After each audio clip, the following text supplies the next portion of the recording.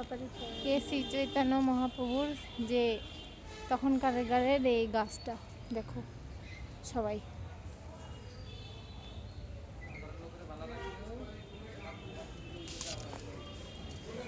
ফুল পাওয়া যাচ্ছে না, তো ফুল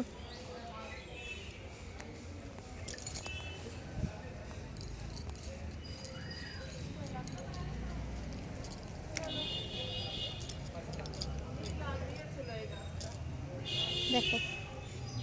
হে প্রভু,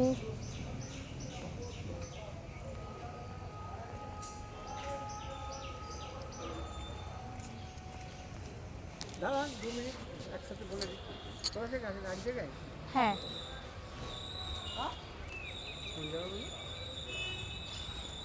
আমরা এসেছি অনেক দূর। কোথায়? আমাদের বাড়ি বনগা, এরা দিল্লিতে থাকে। আচ্ছা শোনেন, এসেছেন আপনারা চাঁদ কাজীর সমাধির স্থানে এসে পৌঁছেছে। সমাধি দিয়েছিলেন কে? মহাপ্রভু নিজে। কাকে সমাধি দিয়েছিলেন? চাঁদ কাজী নামক ওই ভদ্রলোককে মৃত্যুর পরে মহাপ্রভু নিজে হাতে মাটিতে সমাধি দিয়েছিলেন। তো চাঁদ কাজী নাম শুনে বোঝা যাচ্ছে তিনি মুসলিম ছিলেন। তাহলে মহাপ্রভু কেন ওই মুসলিম ভদ্রলোককে মৃত্যুর পরে নিজে হাতে মাটি দিয়ে সমাধি দিলেন?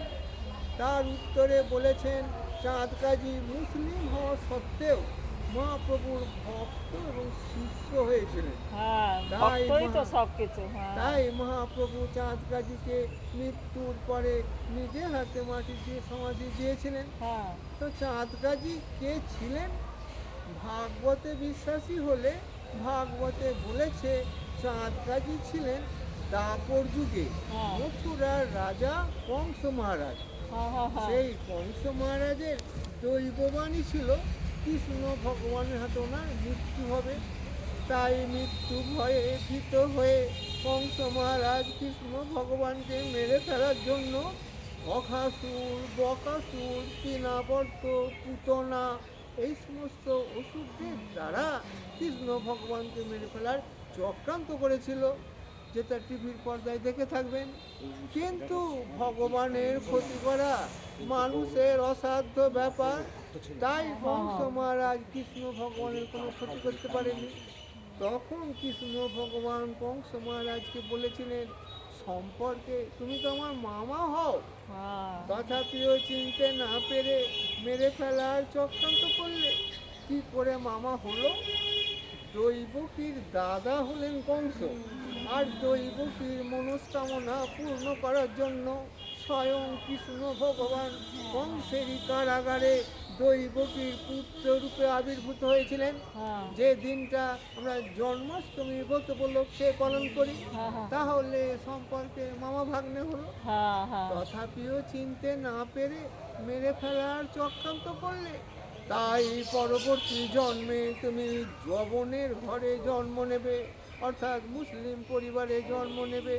সেই দাপর যুগের কংস মহারাজ কলিকালে ভাগবতের কথা অনুযায়ী চাঁদ কাজী হিসাবে জন্ম পেলেন। তো কংস মহারাজ যখন বুঝতে পারলেন আমি অভিশপ্ত হলাম, তাহলে উদ্ধার পাবো কী করে বলে মনে মনে অনুতপ্ত হয়ে ভগবানের শরণাগত হলে, তখন অন্তর্যামী কৃষ্ণ ভগবান কংস মহারাজকে বলেছিলেন, আমি তোমাকে উদ্ধার করব কলিকালে। যখন নবদ্বীপের মায়াপুরে শচী মায়ের গর্ভে চৈতন্য ভগবান রূপ অবতীর্ণ হব, সেই সময় তোমাকে উদ্ধার করব। সেই চৈতন্য ভগবান চাঁদ কাজীকে হরি নাম মন্ত্র দিয়ে ভক্ত এবং শিষ্য করে উদ্ধার করেছিলেন, আর আশীর্বাদ করে বলেছিলেন, তুমি যবন হয়ে মুসলিম হয়ে আমার ভক্ত শিষ্য হলে, তাই তোমার নাম যাতে জগতে অমর হয়ে থাকে, তার ব্যবস্থা হিসাবে তোমার মৃত্যুর পর আমি নিজে হাতে মাটি দিয়ে সমাধি দেব, আর সমাধির উপর একটা গোলক চাপা গাছ বসিয়ে যাব, যে গাছের ফুল সারা বছর ধরে আমার আশীর্বাদ স্বরূপ তোমার ওই সমাধিতে ঝরে পড়বে। এই সেই গোলক চাপা গাছ, যার বয়স বিগত দোল পূর্ণিমার দিন 526 বছরে পড়েছে। এই হচ্ছে গানটার কাহিনী। জয় মা প্রভু কি জয়, জয় মা কালী। জয়। যদি হরে কৃষ্ণ। সম্ভব হয় কিছু প্রণাম দিন। 10 টাকা থাকে তার দিয়ে 20 টাকা দিয়ে।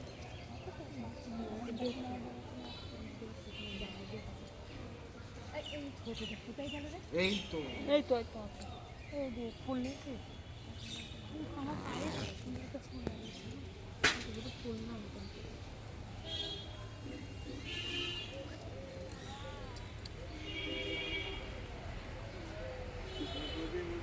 অন্তিমের বান্ধব অগতির গতি কৃষ্ণগণের মন্দির।